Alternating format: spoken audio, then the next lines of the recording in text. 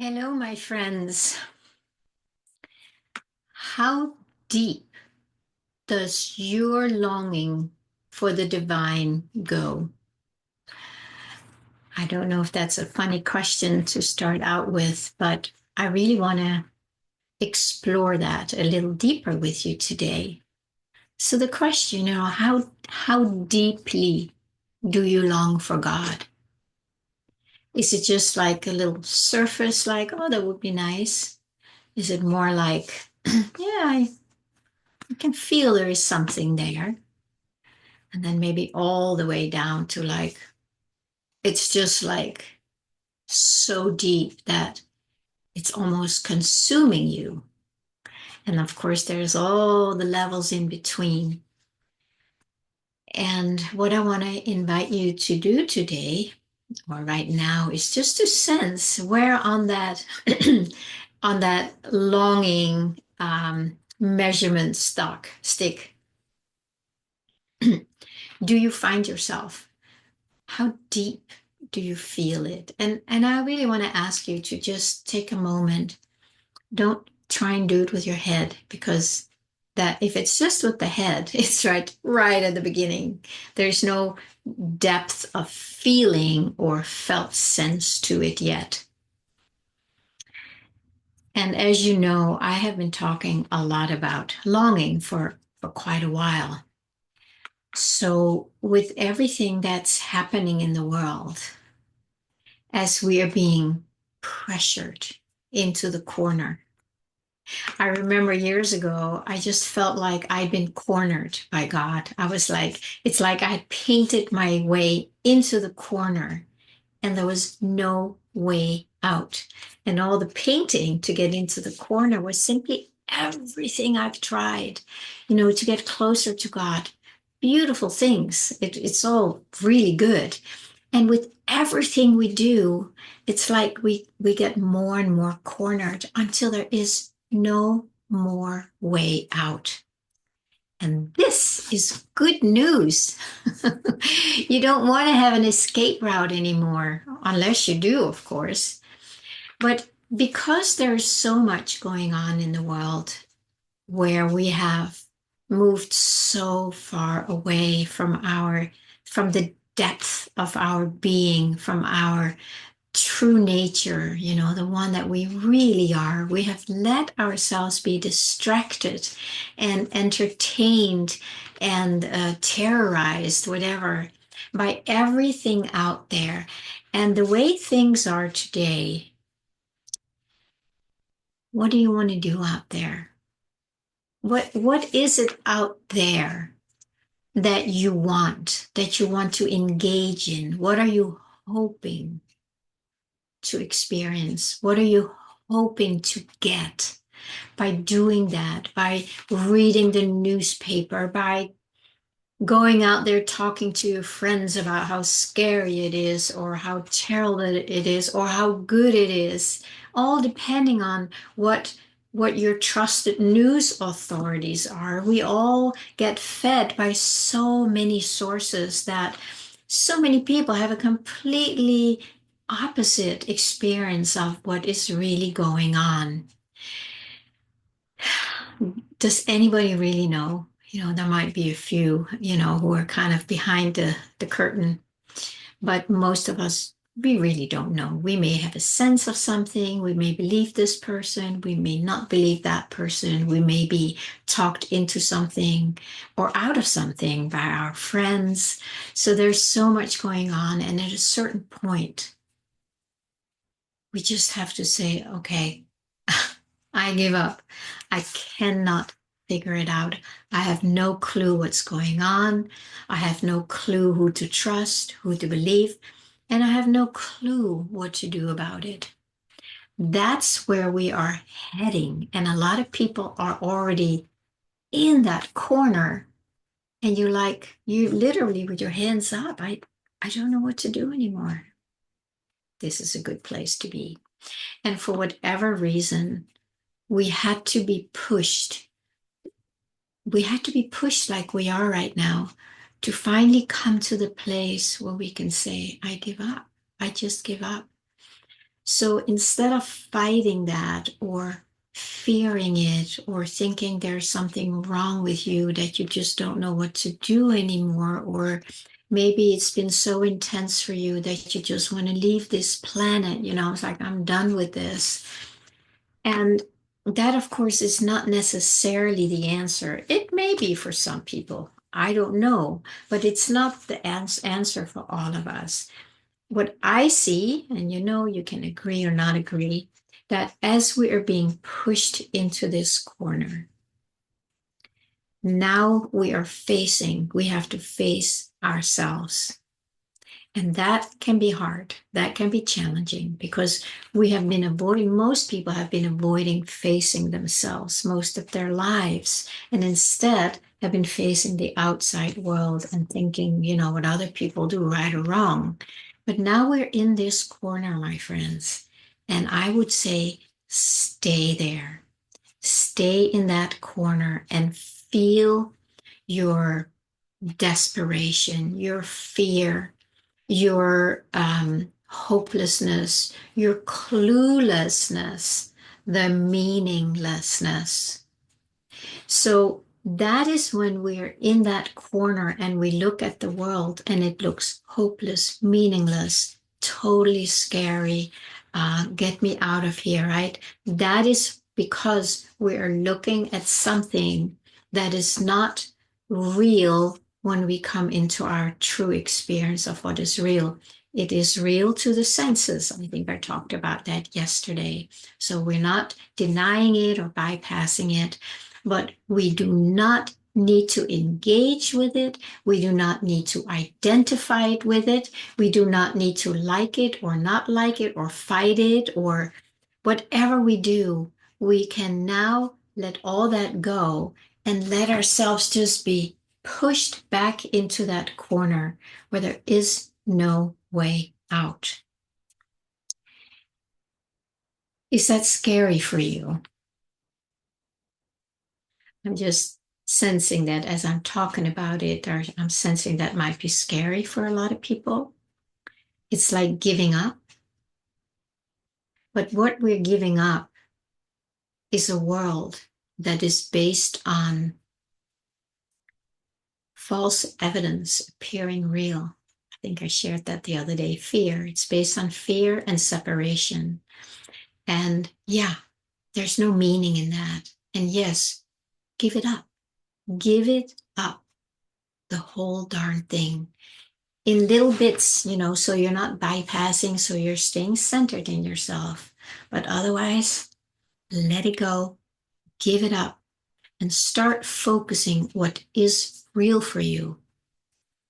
If you're sitting in a corner where it just feels so hopeless and you just don't know anymore, that is what needs to be faced, not out of menace or anything like that, but simply because that is where you are now. Many of us have been there or are there, and every part needs to be met, felt, experienced, whatever it is, however you do it.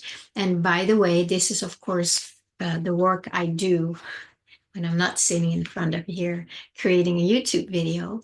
That is what I love to help my clients with, because this is very, very hard for a lot of people. And rightly so, because it's not something we have ever done before. Nobody ever taught us, unless you are, you might be educated in some somatic practices, which is fantastic. We're going to need a lot of you out here if you're one of them. There's going to be a lot of need for people learning to be present in their experience, in their felt sense experience. For instance, hopelessness. Where is that experienced in your body? How does that express itself? And that's when you are with a somatic therapist, you'll be able to get, hold the hand of somebody who can actually let yourself go there in a way that feels safe and secure and maybe even inspiring and helpful, so that you can learn to just be present with these feelings and these experiences that for most people have been ignored because we didn't know what to do with them, and then turned around and looked for it outside. Okay, The outside, forget it. It's not there anymore. So now we have to go back and move through these places so we can come into what we really want. And that's why my question to you today is like, how deeply do you want something else? How deeply do you want to be an open vessel for the divine? How deeply do you want to be of service, bringing higher frequencies, bringing true love, true presence to this experience? How deeply do you want to just rest in the divine? Find that peace that you have been trying to find out there, but never found. Maybe small glimpses here and there. But no, we are, as a collective, as a planet, I think there is just a general longing for deep inner peace, for deep source connection, for deep divine expression and presence. That is what I'm asking you, how deeply do you long for that on this scale here? How deep does it go when you go here? You won't find it out there. You won't find it up here. You will find it in here when you ask yourself, what do I really and deeply want? This is the first step after we are in the corner. We turn inward because we can't go out anymore. There's nothing there, there's nothing left. So now we're forced, pressured to go inside. And hallelujah, what a blessing that is, right? It took that much to have us cornered so we can only turn in because there's nothing, nowhere else to go anymore. Now we start feeling, what is it that I really want? If you just get a glimmer of, I just want to be at peace. I just want to rest. I just want to be me, whatever it is. That is where you need to go. That is where you need to stay, in that felt sense. It's not in the head. If you're only feeling it in your head, you are not in touch with the felt sense of it. And I'm going to share with you again that it is the felt sense of your longing that we have to say yes to. I think I did a meditation on that. I have to see if I can find it, and I'll put the link here if I'm correct. But it's like you have to go and really say, yes, I want that. What we're used to doing is when we feel any inkling of longing or desire or wanting something, there's a tendency to clamp it down. I just recently experienced in some deeper work, when this is coming up, I just felt like when it starts coming up, there's an automatic no to it. And I was like, wow, I got really curious about it. So that's why I do speak from my own experience with everything I share here. But that no is a clamping down. It could be many reasons. I don't deserve it. I'm not going to get it. I don't believe I can have it. I tried it before and it didn't work. Yada, yada, yada. Yeah, that's everything. That's all these reasons why we haven't gone here yet. We went out instead. Now we can't go out. We have to stay here now. You have nowhere else to go, so you might as well, right? Now we feel, yes, I want something different. Even that, like, yeah, I want something different. But I'm really going to ask you to feel it, to feel it.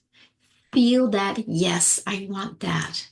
Don't do it from your head because you're still not here. You're here. You're still that foot away, feel it here and just say it for a moment. Yes, I really want to deeply rest in the divine, or whatever it is for you. If you need help, please reach out. It's really okay. If you want help, just feel like, I really want help. But you have to feel it. You have to feel it. What happens when you feel that, yes, I want that, you are meeting the divine. The divine is coming from the inside. And it's like holding out a hand for you to grasp. And then the divine will pull you in to that experience that you say, yes, I really want that. And what you feel, the yes you really want, that is your own divinity. That is your soul connection. And the reason that you haven't experienced it before is because you have turned away from it, because you think, oh, I can't have that. I need to work hard for it, whatever it is. Today, again, I'm going to invite you to take a moment right now, however little or much you can feel of that longing of what you want. Just say, yes, I really want that. And do your best to feel it. The feeling of, yes, I want that. That is like grasping the hand of the divine. You feel it because the divine is reaching out its hand. That's what you feel. If you say, no, I can't have it. No, I have to do it myself. The hand is still here waiting for you. But you feel it, right? You can feel it. Feel that felt sense like, I want that. I want this. All you need to do is say, yes, I really want that. And then feel that. How many times have I said it today? This is so important. Feel that, yes, I want that. And then stay connected with that feeling. You don't need to figure out how. The hand of the divine knows, and the hand will pull you in deeper and deeper. All it's asking you is just put your hand in mine, and I will take care of the rest. Feel the longing for what you want, because that longing is I. It's I. You're feeling me. You're divine. Your soul. Say yes. And you will be pulled in. And we have to do it many times because we're so conditioned to say no and go out. But remember, there's nowhere else to go now. You can go here. Say yes. Yes.